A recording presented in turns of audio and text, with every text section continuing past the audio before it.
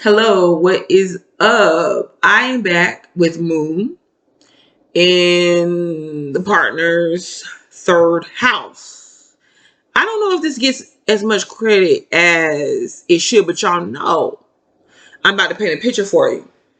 Moon in a partner's third house is really an intimate placement. Okay. This is where you see two people come together and automatically they are drawn into each other's personal lives. Automatically they're involved with each other's families and siblings. Like, this is where we get the brother-in-law, sister-in-law aspect. Okay. Automatically they are curious and they are interested in each other's family environment, upbringing, history, traditions,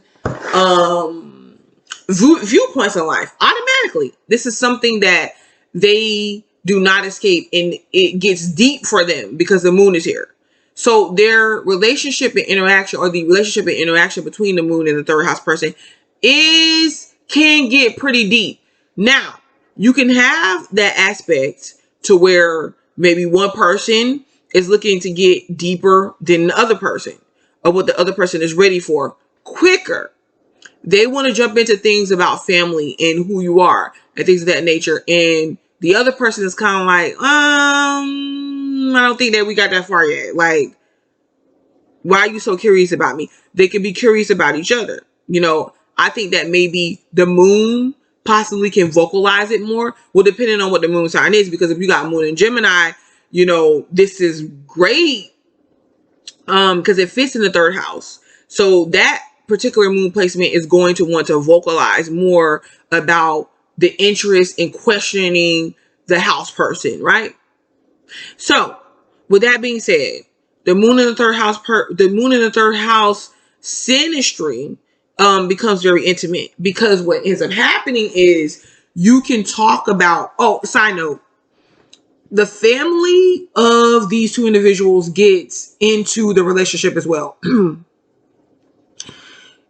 They could become interested in or involved in this relationship, whether they have something to say about it or input, or just they're active with each other's families or whatever. Okay. So with that being said, this particular synastry, when it comes together, it provides the couple with a chance to have true intimacy, right? Because you're getting to know each other. Like, this couple takes time to talk about things. This could be a person that, the moon person, okay, could be a person that don't really usually talk about their feelings, but they find themselves being able to talk about their feelings or trust the third house person with a little bit more deeper aspects of themselves, and a lot of times this doesn't happen until they feel like, the third house person is open to getting to know them and stuff like that. So the moon will want the third house person to be interested in their family, to have questions for them about like their life and, things around their siblings, how they used to, or how they grew up.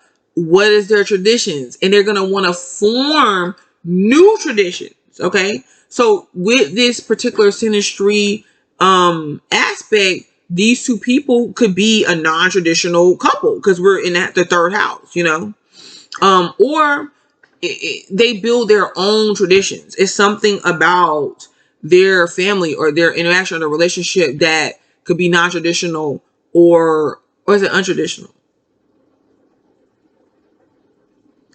Or y'all, I'm ashamed. Or different.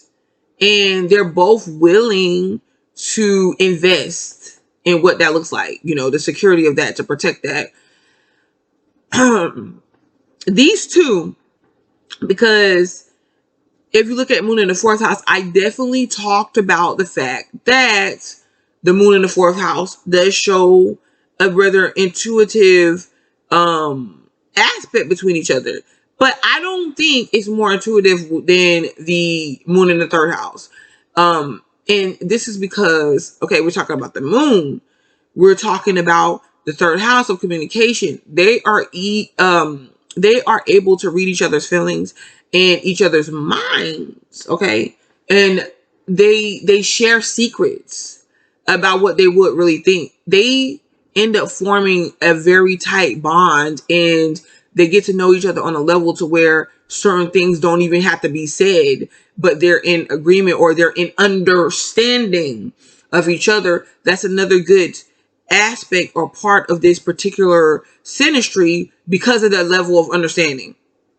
You know, when one person has a mood swing or a moody day or whatever, the other person, even if it hurts their feelings, they're able to come to an understanding, or they're able to talk about it. Because here is where you can end up finding a lot of emotional speaking, like emotional talking being said between each other, to where it's like you want to hold back certain things to make yourself look good or to save your ego, but you can't. Somebody kind of has to let it out, or it's going to be shown in some way through behavior. A lot of times, like you can see a lot of times the feminine energy with this aspect in reacting to the male, or the masculine energy is going to be more vocal. Possibly the masculine energy or the male will possibly be more show up in behavioral aspects, to where they're doing stuff to let you know like they're hurt or they don't like something that you did.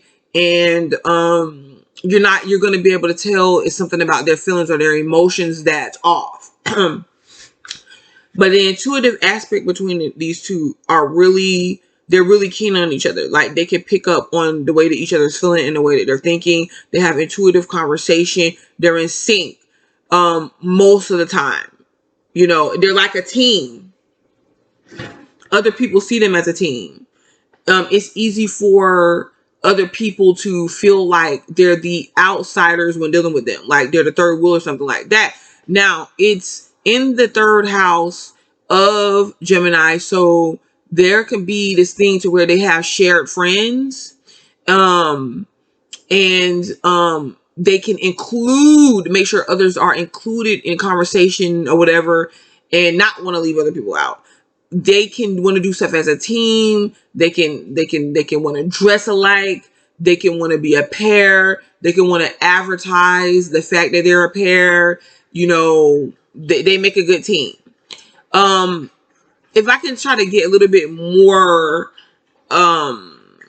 let's see, with the moon person, my dog is always drinking when I'm trying to talk. The moon person is, okay, the moon person is a little bit more intimate, or wants to be a little bit more intimate than we're dealing with the house person. But along the way, the house person, it's like the house person gets triggered into this.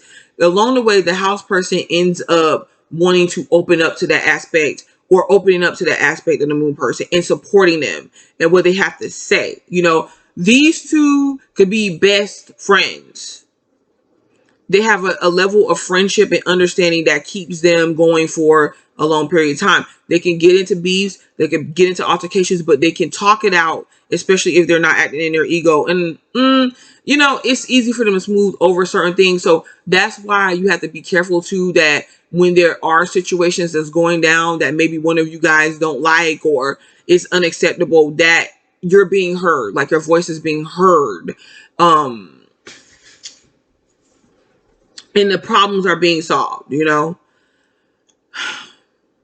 The house person is supportive of the moon. Sometimes they mirror each other's moods. This is a very good synastry aspect to have. I think I saw negative stuff about it, but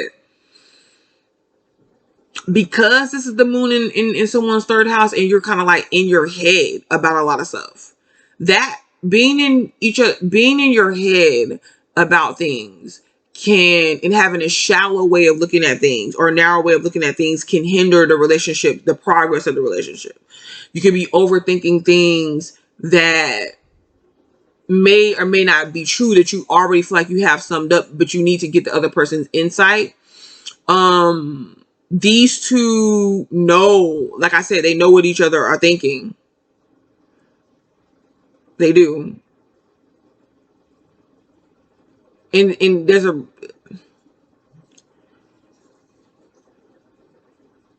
sexually or in sexual interactions with each other, there could be a lot of talk and emotional talk.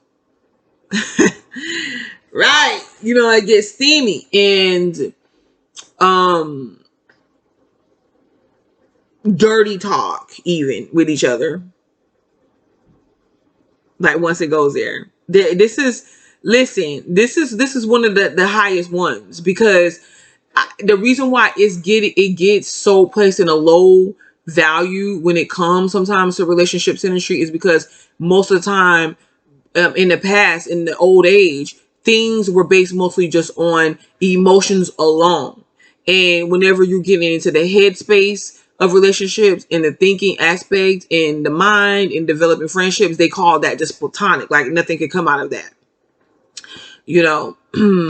So, but yeah, but there's a real intimacy that takes place there that it's hard for other people to get in between. And like I told you, the intuitive link between the two, these two think about each other a lot.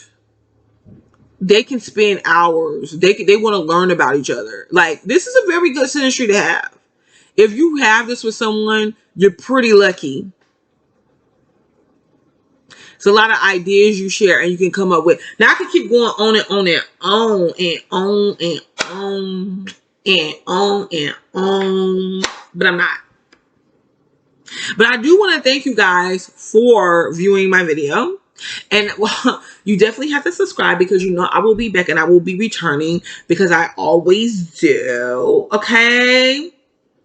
And once again, you know, if I have not said it because I'm getting sleepy, I need to go to bed. But thank you guys for viewing my video.